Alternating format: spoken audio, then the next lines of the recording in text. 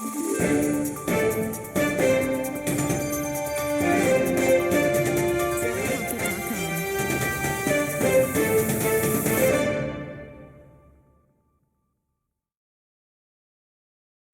नमस्कार, मैं कौस्तुभ उपाध्याय प्रखर खबर में आप सबका स्वागत है। दोस्तों, लोकसभा चुनाव के ज्यादातर नतीजे और रुझान आपके सामने आ चुके हैं। हालांकि पूरी क्रिस्टल क्लियर तस्वीर देर रात तक ही सामने आ पाएगी, लिहाजा इस बार किसकी सरकार बनेगी, कैसे बनेगी, इन बातों पर फिलहाल हम फाइनल टैली आने तक चर्चा नहीं करेंगे। बहरहाल इतना तो साफ हो चुका है कि अब की बार 400 पार की दहाड़ लगाने वाली भाजपा इस बार किसी भी हालत में केवल अपने के दम पे सरकार नहीं बना पाएगी। सरकार बनाने के लिए इस बार मोदी और शाह को चंद्रबाबू नायडू और नीतीश कुमार जैसी बैसाखियों की जरूरत पड़ेगी।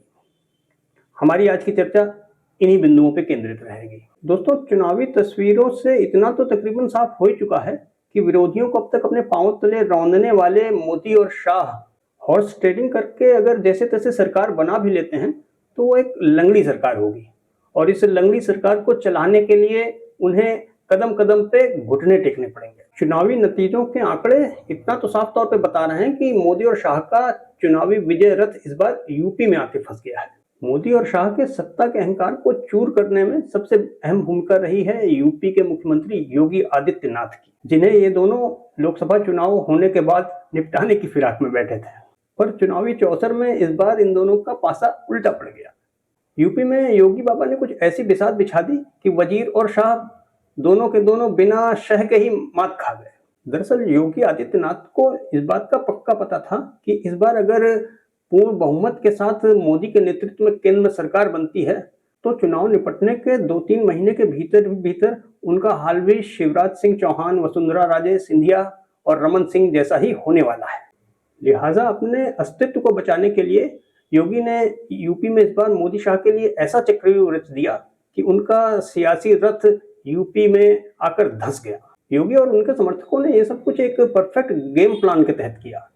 इसमें पश्चिमी यूपी में भाजपा के खिलाफ ठाकुरों के गुस्से को हवा देने से लेकर चुनावी जद्दोजहद में भाजपा के उम्मीदवारों को प्रशासनिक सहयोग से हाथ खींच लेने तक की बातें शामिल हैं। इसके अलावा भी पर्दे के पीछे से कई तरह के सियासी खेल हुए।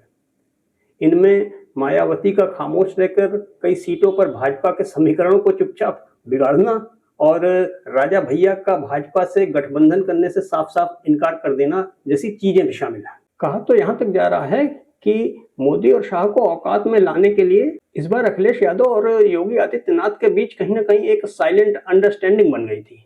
इसका बेस पॉइंट ये था कि यूपी के सबसे ज्यादा लोकसभा सीटें होने के बावजूद पिछले 10 साल से देश की सत्ता की बागडोर 2 कुटिल गुजरातियों के हाथों में है, जो कि यूपी के लोगों और यहाँ के नेताओं को अपनी पांव की जूती से ज्यादा नहीं समझते।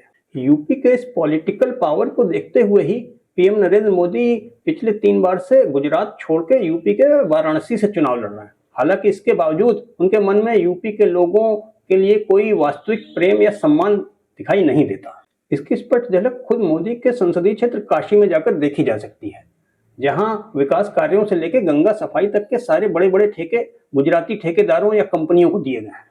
यहां तक कि पर्यटन के विकास के नाम पर बनारस में गंगा जी में जो बड़े बड़े क्रूज और शिप चलाए जा रहे हैं वो भी गुजराती व्यापारियों के ही हैं, जिससे बनारस के स्थानीय नाविकों और मल्लाहों की रोजी रोटी पर संकट खड़ा हो गया है। इस तरह पीएम मोदी बनारस के लिए विकास पुरुष के बजाय एक पनौती साबित हो रहे हैं। दोस्तों, मोदी और शाह को इस चुनाव में यूपी में लगे 440 वोल्ट के झटके का एक एंगल ये भी है कि योगी के साथ साथ आरएसएस यानी संघ भी इन दोनों के अहंकारी स्वभाव को बड़ी करीब से चुपचाप देख रहा था। आरएसएस को साफ तौर पर समझ में आ गया था कि अगर इस बार भी ये दोनों प्रचंड बहुमत के साथ अपने दम पर सरकार में आ गए तो ये योगी को निपटाने के साथ साथ संघ को भी दरकिनार करके छोड़ेंगे। यही वजह रही कि अयोध्या से लेकर काशी तक इस बार संघ ने मोदी शाह के प्रचार प्रसार से हाथ खींचे रखे, और यूपी में मोदी शाह के खिलाफ योगी की खामोश बगावत को संघ ने भी अपना मौन समर्थन दिया।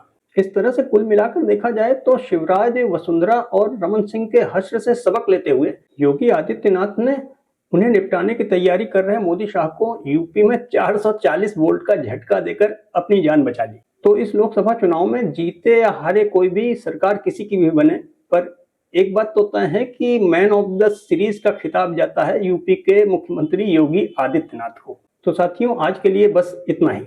इसी के साथ मैं कौस्तुभ उपाध्याय लेता हूं आप सबसे इजाजत। प्रखर खबर में फिर मिलेंगे किसी नई खबर, किसी नए न्यूज डेवलपमेंट और नए न्यूज एनालिसिस के साथ। आपको हमारा ये पॉलिटिकल एनालिसिस कैसा लगा, अपने कमेंट के जरिए हमें जरूर बताइए। साथ ही अपनी राय और अपनी सुझाव भी अपने कमेंट्स के जरिए हमसे शेयर कीजिए।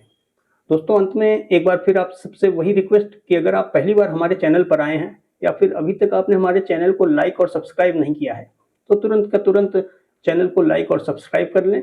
साथ ही बेल आइकन को क्लिक करके नोटिफिकेशंस को भी ऑन कर लें, ताकि ताज़ा तरीन खबरों की सूचना आपको तुरंत की तुरंत मिल जाया करे। दोस्तों, इसी के साथ आप सबको कौस्तुभ उपाध्याय का नमस्कार।